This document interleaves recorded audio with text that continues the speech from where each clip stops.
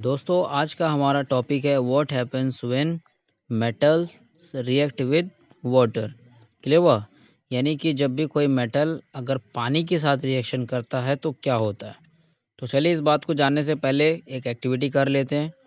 देखिए एक्टिविटी में सबसे पहले ध्यान देने वाली यानी सावधानी की बात क्या है। This activity needs the teacher's assistant. फिर देखिए पहला स्टेप क्या है, collect the samples of the same metals as in activity 3.9। यानी ऊपर जो जो हमने सैंपल लिया था वही सारे सैंपल लेना है। फिर क्या करना है, put small piece of sample separately in beakers half filled with cold water. फिर इसको क्या करना है कि एक बीकर में डाल देना जिसमें कि आधा ठंडा पानी भरा हुआ है। बीकर ऐसा कुछ होता है शेप, ठीक है, उसके अंदर डाल देना है। फिर कह रहा है which metals reacted with cold water, कि कौन सा मेटल यानी जो भी हमने ऊपर मेटल लिया उसमें से कौन सा मेटल ठंडे पानी के साथ रिएक्शन किया। फिर कह रहा है arrange them in increasing order of their activity with cold water. फिर उसके एक्टिविटी यानी रिएक्शन करने के तरीके के ऊपर कैसे कैसे रिएक्टिविटी कर रहा है, कौन सा ज़्यादा रिएक्शन कर रहा है, उसके आधार पे उसको फिर हमें इंक्रीजिंग ऑर्डर में लगाना है। ठीक है, पहले कौन कम रिएक्ट कर रहा है, फिर उसके बाद जो लास्ट में रहेगा एकदम जो सबसे ज़्यादा रिएक्शन करेगा। Did any metal produce fire on water. तो कह रहा है ऊपर जो भी हमने मेटल लिया उनमें से कोई मेटल में आग लग गया पानी में डालने से। फिर कह रहा है does any metal start floating after some time. कह रहा है फिर इसमें से कोई फ्लोट करने लग गया क्या, कुछ देर बाद फ्लोट करने मतलब तैरने लग गया क्या। Put the metals that did not react with cold water in beakers half filled with hot water. तो कह रहा है जो मेटल कोल्ड वाटर के साथ रिएक्शन नहीं किया उसको आपको डालना है हॉट वाटर में यानी गर्म पानी में। ठीक है, for the metals that did not react with hot water arrange the apparatus as shown in figure 3.3 and observe their reaction with steam.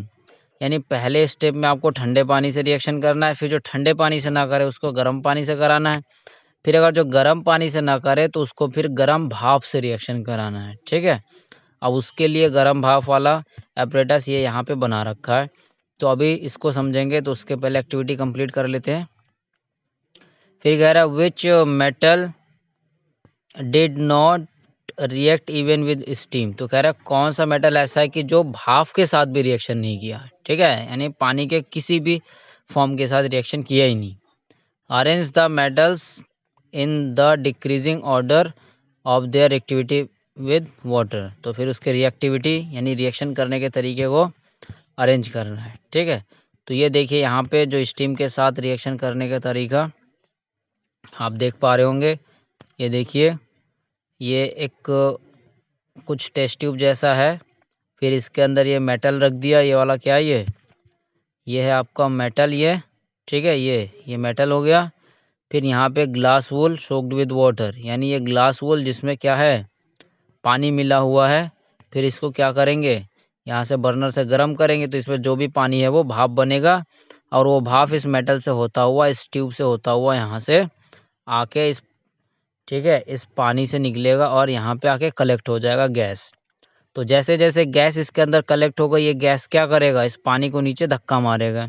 अब धक्का मारेगा तो ये पानी यहाँ नीचे की तरफ पुश होने लगेगा। ठीक है, फिर उसके बाद यहाँ पे ये जो जगह दिख रहा है ना ये जगह क्या हो जाएगा, ये वाला अभी यहाँ तक है, फिर उसके बाद यहाँ तक, फिर इसके बाद यहाँ तक, यानी जितनी देर आप रिएक्शन कराएंगे ये वाला जो पानी इसके अंदर ये क्या है पानी भरा हुआ है, ये पानी का लेवल नीचे आ जाएगा। और ये जो बुलबुला दिख रहा है ना आपको बबल्स, ये बबल क्या है, ये गैस है जो ऊपर जाके रुकेगा। ठीक है, क्योंकि यहाँ पे ट्यूब तो उल्टा करके लगा हुआ तो ट्यूब फोड़ के तो ऊपर निकल नहीं सकता। तो फिर यहाँ जाते ही इस पानी को नीचे की तरफ प्रेशर लगाएगा और ये पानी नीचे की साइड आता रहेगा। क्लियर हुआ? तो आई थिंक एक्सपेरिमेंट समझ में आ गया है। तो अब आइए फाइनली कंक्लूजन देखते हैं क्या है। तो देखिए फाइनली कंक्लूजन में क्या कह रहा है, metals react with water and produce metal oxide and hydrogen gas. तो मेटल पानी के साथ रिएक्शन करके क्या बनाता है, मेटल ऑक्साइड और साथ में हाइड्रोजन गैस। क्लियर हुआ? Metal oxides that are soluble in water dissolve in the form, sorry, dissolve into it to further form metal hydroxide. यानी कह रहा है ये जो मेटल ऑक्साइड है, ये मेटल ऑक्साइड तो पानी में घुल जाता है, क्लियर हुआ। तो ये जो मेटल ऑक्साइड घुल जाता है तो ये मेटल ऑक्साइड फिर से पानी के साथ रिएक्शन करेगा और क्या बना देगा, मेटल हाइड्रोक्साइड, क्लियर हुआ। यानी मेटल, केवल मेटल पानी के साथ रिएक्ट करके बनाएगा मेटल ऑक्साइड। अब ये जो मेटल ऑक्साइड है, ये मेटल ऑक्साइड फिर से पानी के साथ, देखिए दूसरा स्टेप, ये मेटल ऑक्साइड फिर से पानी के साथ रिएक्शन करके क्या बना देगा, मेटल हाइड्रोक्साइड। यानी फाइनली हमारे पास जो फॉर्म होगा वो क्या होगा, मेटल हाइड्रोक्साइड का, क्लियर हुआ। But all metals do not react with water. तो कह रहा है लेकिन सारे मेटल के साथ ऐसा नहीं होता, ये है सिर्फ उसके लिए जो पानी के साथ रिएक्शन करता है, क्लियर हुआ।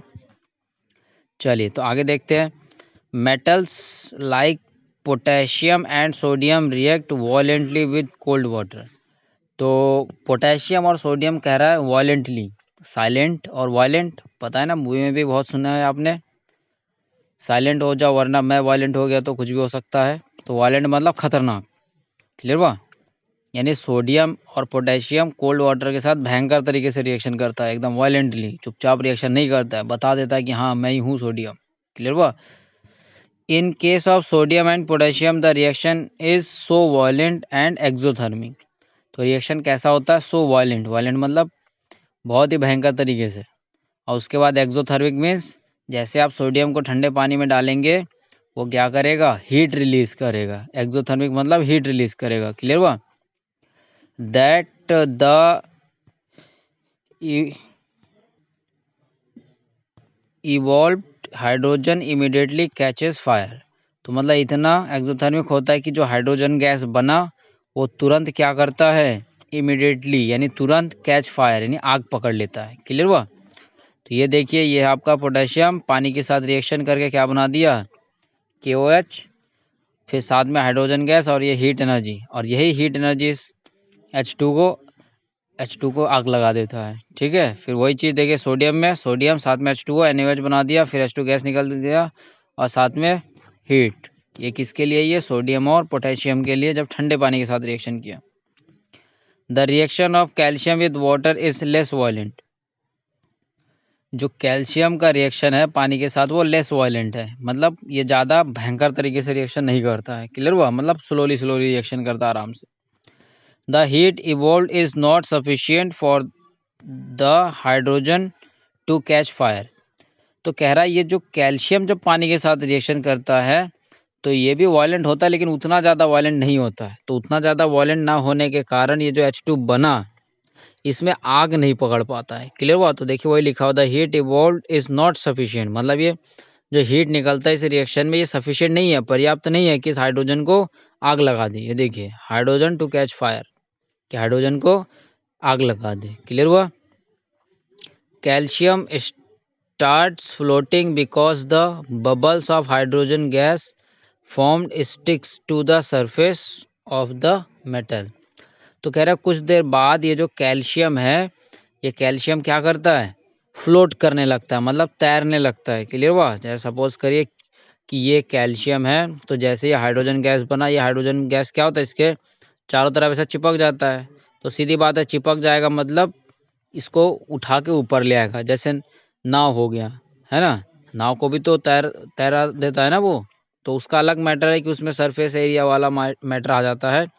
लेकिन यहाँ पे क्या है, यहाँ पे आप ऐसा कुछ समझ सकते हैं जैसे कि आप पानी में डूब जाते हैं, क्लियर हुआ।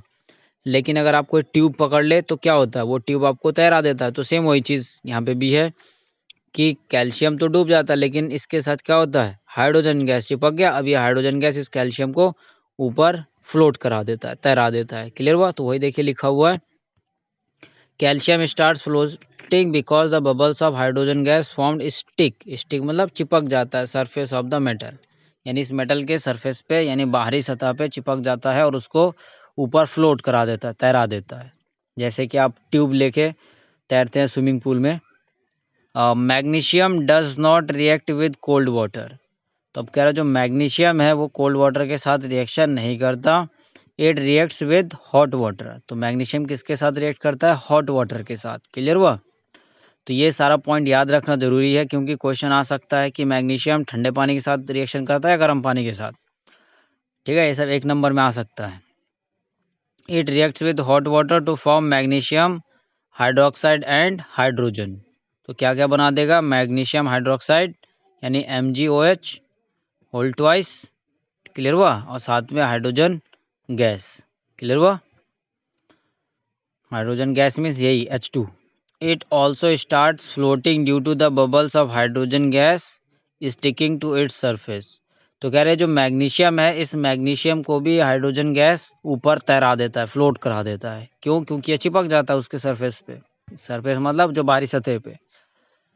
फिर देखिए आगे क्या कह रहा है, metals like aluminium, iron and zinc do not react either with cold water और हॉट वाटर। तो कह रहा है ये जो मेटल्स है ये ना ही ठंडे पानी के साथ रिएक्शन करता, ना ही गर्म पानी के साथ, but they react with steam to form metal oxide and hydrogen gas. लेकिन ये क्या करता है कि जो स्टीम के साथ रिएक्शन करे क्या बना देता है, मेटल का ऑक्साइड और साथ में हाइड्रोजन गैस, क्लियर हुआ। तो ये देखिए एल्यूमिनियम साथ में पानी, तो क्या बना दिया Al2O3 और साथ में हाइड्रोजन गैस। फिर इस तरीके से आयरन, फिर साथ में पानी, क्या बना दिया Fe3O4 और यहाँ से 4H2। तो ये देखिए आगे जो भी नंबर है ये सारे क्या है, ये सारे बैलेंसिंग के लिए लगे हुए, क्लियर हुआ। बैलेंसिंग हमने सीख रखा है फर्स्ट चैप्टर में। फिर देखिए आगे कह रहा है metal such as lead, copper, silver and gold do not react with water at all. तो क्या कह रहा है ये कि ये पानी के साथ रिएक्शन नहीं करते, क्लियर हुआ। तो इस तरीके से दोस्तों ये टॉपिक भी मेरा कंप्लीट हो गया। अब इसके बाद हम नेक्स्ट टॉपिक कंटिन्यू करेंगे, वो है what happens when metal react with acid, यानी एसिड के साथ मेटल रिएक्ट करके क्या करता है। तो दोस्तों तब तक के लिए हंसते रहिए, मुस्कुराते रहिए, पढ़ते रहिए, बढ़ते रहिए। जय हिंद। और पसंद आए तो हमें भी लाइक कर दीजिए और सब्सक्राइब कर दीजिए, दोस्तों के साथ भी शेयर कर दीजिए ताकि उनको भी पढ़ने में मज़ा आए। ठीक है दोस्तों, थैंक यू।